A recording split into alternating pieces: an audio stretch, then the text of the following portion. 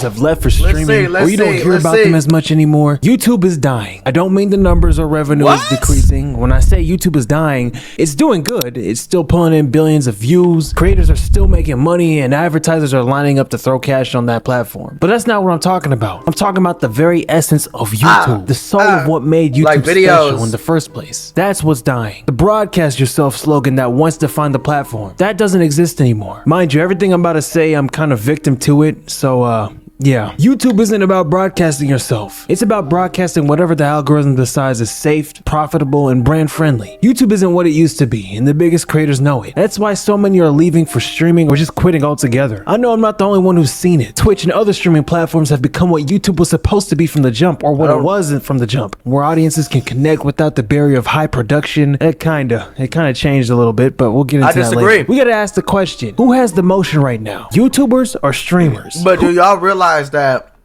every YouTuber who's going to Twitch for streaming, the only reason they're successful on Twitch for streaming is because they already have their fan base established, which they established off of YouTube. You know what I'm saying? YouTube ain't known for streaming. The only streamer I know that streams on YouTube is Speed. Ain't no other YouTuber streaming on YouTube, because every YouTuber, all these other YouTubers already had their fan bases before they grew on Twitch. And then the ones that did grow on Twitch without YouTube, or the ones that grew on Twitch without YouTube Live, grew off of YouTube videos, shorts, TikTok, and Instagram. So regardless, YouTube is doing what it does. It's doing what it's meant to be. You feel what I'm saying? Twitch is just a place to be where all streamers are just streaming at. You feel what I'm saying? It's just a place of streaming. That's what Twitch is known for. You feel what I'm saying? But you blow up off of YouTube, TikTok, Instagram. That's it.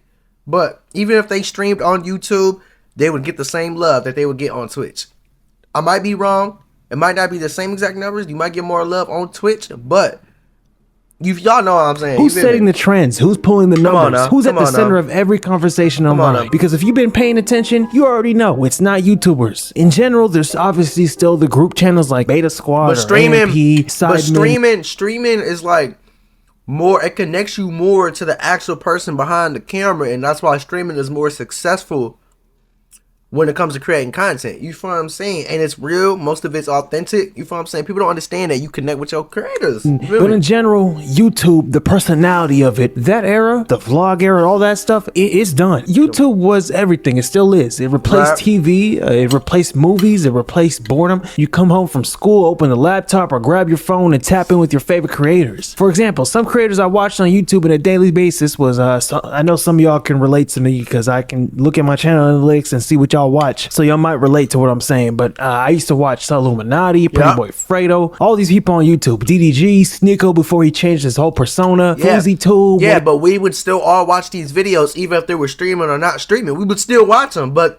streaming connects you more. It's funner, and you get to interact with your favorite creator live. Come on, he was at his peak. Come on, Roman Atwood, Vitaly at his peak. FaZe, Casey Neistat, Rice Gum. If you were into gaming, Agent 00, Duke Dennis, Cash Nasty, Chris Smooth, Gento, LSK, Flight. This was the old YouTube era. Vlogs, skits, story times, 2K videos, social experiments, diss tracks, and every one of those videos felt like an event. TV really couldn't touch it. Netflix couldn't compete with it because YouTube had what those other platforms didn't: personality and authenticity. But over time, that energy kind of disappeared. And if you've been around, you've seen it happen in real time. YouTube became a machine. The algorithm changed everything. Creators weren't making content for their fans anymore. They were making it for their homepage. And then came the Mr. Beastification of YouTube. Let me say this clearly. Mr. Beast is a genius. He earned everything he has. He figured out the system, cracked the code, and became the blueprint. No hate to him at all. But the side effects of his success, he turned YouTube into like a factory. Everyone was trying to be the next Mr. Beast. Same thumbnails, same pacing, same titles, same challenge content.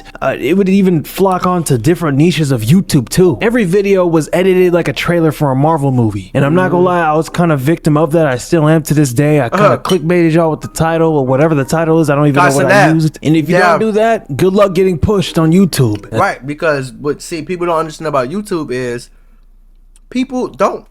I'm about to give y'all some free sauce.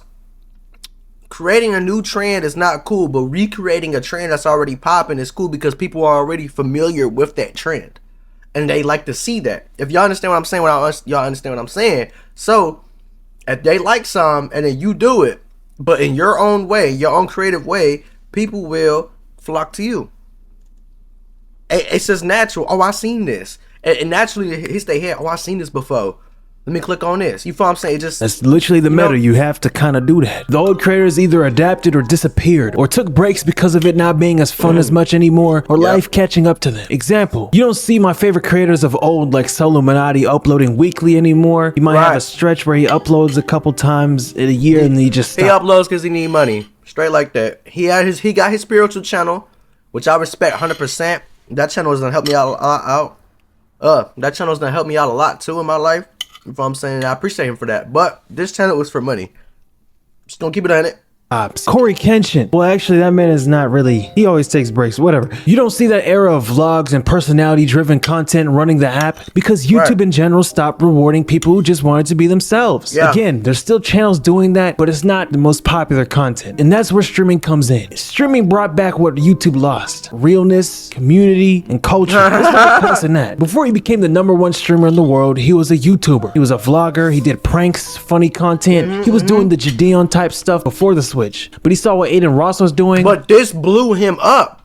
But see, people, he was already streaming while doing this, and them videos blew him up, bro. Like, for real. Bringing rappers on stream, doing wild IRL content, and he knew he had to tap into that. So Kai switched. And he didn't just hop on Twitch for a short time. He took over. He made streaming the platform. He made content that felt like events. He brought culture to Twitch in a way that was never done before. And then Speed did the same thing, except on YouTube, but took it international. Think about it for a second. Playboy Cardi called Kai to promote his album. Not Genius, not Rolling Stone, not Billboard. Kai. YouTube is passive. You drop a video, people watch it, leave a comment, and they're gone. Streaming is active. You go live, people are there. They're in chat. They're a part of the moment. It's stronger, and they're more likely to be parasocial. And your stuff is more likely to be clipped, which helps a ton with content. Saratoga Water. Oh, y'all know what that's from? I think some of these YouTubers are leaving. They see the numbers, but they don't feel the connection. They miss the connection. They miss the fun. Even brands and labels know. FaZe Clan saw it. They went from being a Call of Duty squad to a YouTube empire to now being a Twitch first organization. They dropped because gaming is not as popular as it was 10 years ago.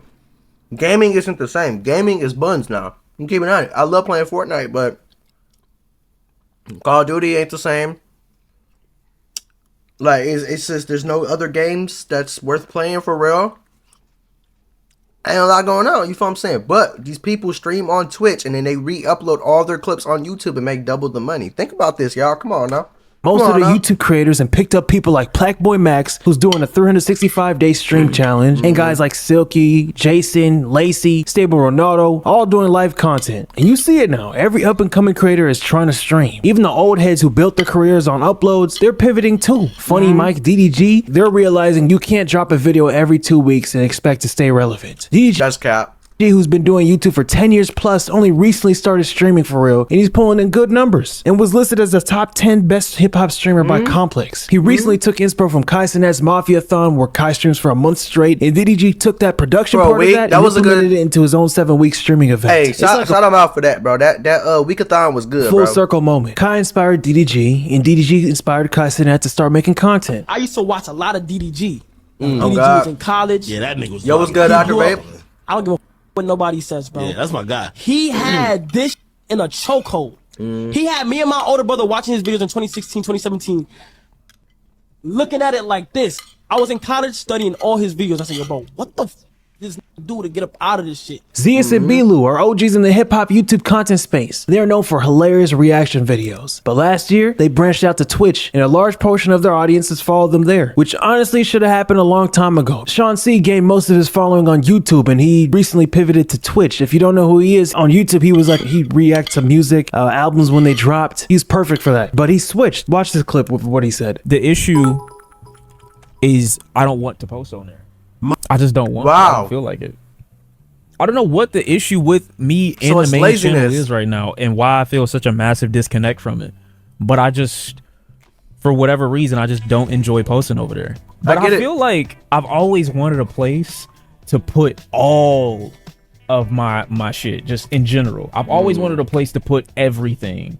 and not have to split it up across anything, bro. But I do got a prediction of where streaming is headed in the next couple of years. Like, it's not just gonna be one scene anymore. You're gonna have the corporate side, people who are already in the industry, already got connections already, have motion somewhere else, and they're gonna be the ones who blow up the easiest. Like, I'm talking actors, media companies, billboard labels, even celebrities. They're gonna start using streaming as another platform. It's gonna look more and more like TV. High budget sets. Think of Kaisedat Mafia on 2 times 10. You're not just competing with other streamers anymore. You're competing with people who got teams and money behind them. And that's the thing. The money part is real. I was watching a DDG stream and he said it straight up. You got to make money. You got to spend your money in order to make money when it comes to streaming. I never experienced this with YouTube because I just pop out with my camera, nigga. I buy one camera, SD card, a laptop. I'm good to go. I don't need to spend nothing else, nigga. I buy food, whatever. I vlog, post my vlogs. That's it. This shit right here, nigga, this is a spending game. The more you spend, the more lit you get. Hey, on God, I got my setup, bro. Make sure this plate don't fall. My setup, all my equipment in front of me right now, $10,000. Not even lying, bro. You chilling playing the game? I'm finna get on. If you got a spot, I'm finna get on in a minute. But no lie, everything I got, 10K. And I ain't even got everything that I want. I'm about to go buy something probably in a week or two so I can have more lit. But streaming is an investing game, oh God. And I'm in the 6-figure range for this following week. Profit wise, I don't know. I might break even. I might make a little money. I might lose some money, but it's not about that. It's about elevating. It's about bringing in, you know, it's about bringing in a new audience and letting people know I can do the shit. And he's not wrong. You can't just pop out with the regular GTA stream and no face cam and expect somebody else to care. Oh God, no one's watching that. Rage, who had that one-of-one personality and started way before everyone else hopped on. But nowadays, if you're brand new and don't have some type of presence or budget, it's tough. The entry level for streamers is getting higher. We talked about the Mr. Beastification of YouTube, but I think Twitch is gonna go through a Kaisenatification. Big streams, big wins, big moments. And again, I'm not complaining, I like it, but let's just call it what it is. This ain't the old streaming era anymore. Back then, gaming was the core of streaming. That was the whole thing. If you said streamer back then, people thought of Fortnite, 2K, Call of Duty, Minecraft. Now, gaming is just the background. Okay, I'm watching this back as I'm editing. I don't know why I said it's the background right now. Gaming is still a huge presence of Twitch and streaming. I'm saying IRL and gaming is kind of like intertwined now. Also, small plug, but if you want to help with my channel and be part of my community, check the out of here. It's slowly shifting away from that anybody can make an energy to you have to buy to make it, or know somebody that knows somebody that's already popular to make it. It ain't even that, bro. See, yeah, you gotta invest in any business you work in. You have to invest. That's obvious, bro. But what people ain't gonna tell you is you gotta learn YouTube algorithm. You gotta learn TikTok algorithm. You gotta learn Instagram algorithm. You gotta learn all the social media platforms, algorithms, hashtags, tags, all that, how to put your title in your videos, how to make thumbnails. You have to learn all that. Because if you you are wanting to become on social media, you have to have your content everywhere. You know what I'm saying? And the money ain't just gonna do it. Consistency, posting every day, going live, that's what's gonna get you there. It's gonna take time. Motherfuckers ain't gonna tell you that though. They gonna tell you bullshit. Oh, it costs money. You gotta buy your way to the top. Looking ass. No, invest into your business, work on your craft, make it better, stay consistent, and evolve. Simple. Like, God damn. Making it seem we gotta spend thousands and thousands